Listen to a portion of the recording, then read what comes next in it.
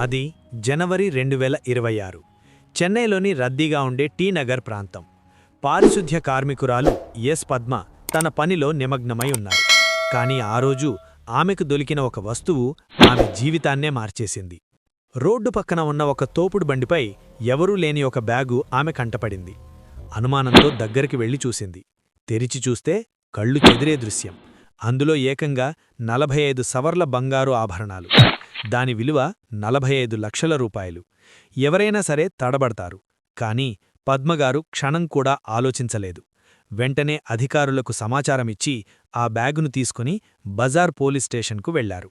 పోలీసులు విచారించగా నగల వ్యాపారి రమేష్ తన స్నేహితుడితో మాట్లాడుతూ పొరపాటున ఆ బ్యాగును అక్కడ మర్చిపోయాడని తేలింది.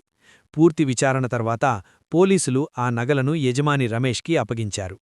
ఒక సామాన్య మహిళ చేసిన ఈ అసామాన్యమైన పనికి యజమాని కృతజ్ఞతతో పాటు సీఎం నుండి సత్కారం కూడా లభించింది.